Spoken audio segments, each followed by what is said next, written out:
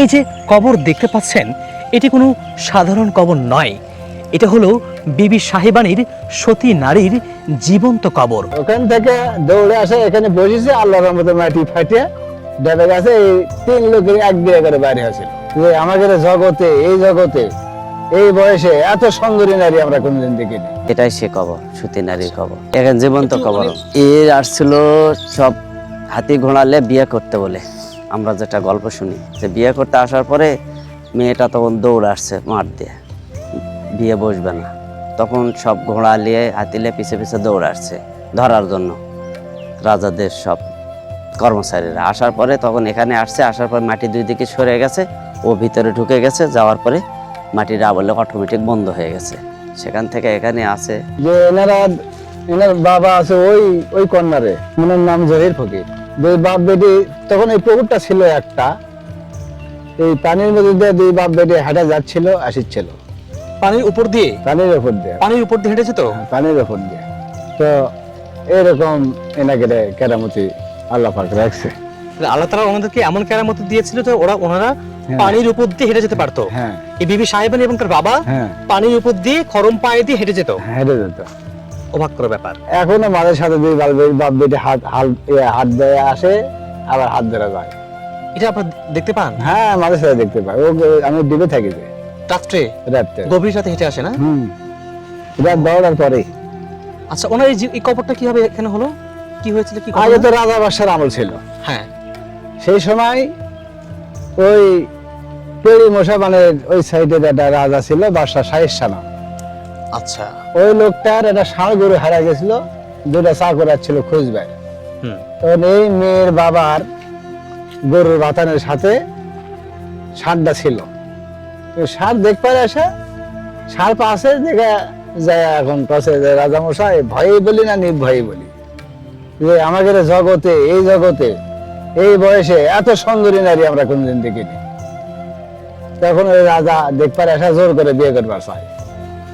ওই যে একটা দ্বীপ ঘর আছে, ওই যার নাম হলো আন্দার, ওই জায়গা হাতি এদিক দিয়ে সড়ক ছিল, হাতি ঘর চলে আসতে ওই জায়গা থেকে চোখ একবার বন্ধ হয়ে গেছে, আন্দার দেখতে পায় না।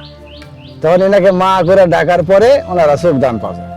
ওই রাজা অন্ধ হয়ে গিয়েছিল? অন্ধ হয়ে গিয়েছিল, জোর করে বিয়ে করতে আসার কারণে রাজা অন্ধ হয়ে যায়। আর এনাকের বাড়ি ছিল ওই পুকুরের ওই পশ্চিম পাড়ত। এই বিবি সাহেবানী ওখান থেকে দৌড়ে আসে, এখানে বসেছে, আল্লাহর রহমতে মাটি ফাটিয়ে ডেবে গেছে। এই 3 লোকের এক বিয়ে করে বাইরে হয়েছিল। এটা কেন করলো? কেন হলো? সতী নারী যার জীবনে বিয়ে হবে না, করবে না।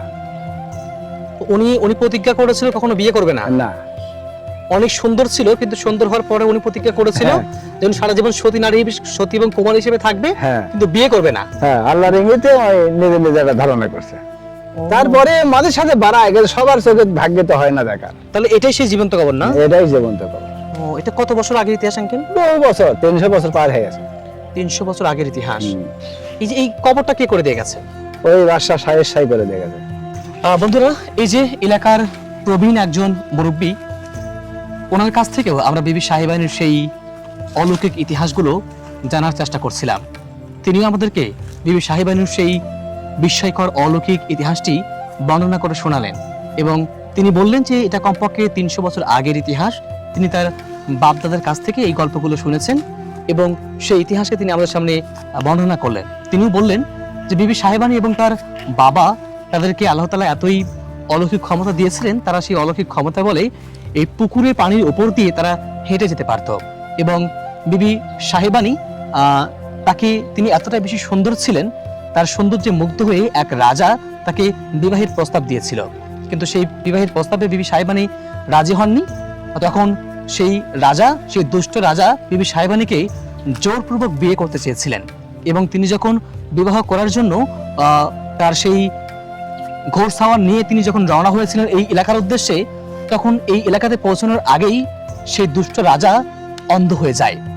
এবং তারপরেও একদল রাজা এবং জমিদার বিবি সাহেবানীর রূপে মুগ্ধ হয়ে তাকে বিয়ে করতে চেয়েছিল, এবং তাকে বিয়ে করার জন্য প্রস্তাব দেওয়া হয়, বিভিন্ন ধরনের কুপ্রস্তাব দেওয়া হয়, এবং তার সতীত্বের উপরে তারা আক্রমণ করার চেষ্টা করে। তখন বিবি সাহেবানী নিরুপায় হয়ে তিনি এখানে ছুটে আসেন, এবং তিনি নাকি আল্লাহর কাছে ফরিয়াদ করেছিলেন, প্রার্থনা করেছিলেন যে হে আল্লাহ, আপনি আমাকে এই মাটির ভেতরে ঢুকিয়ে নিন।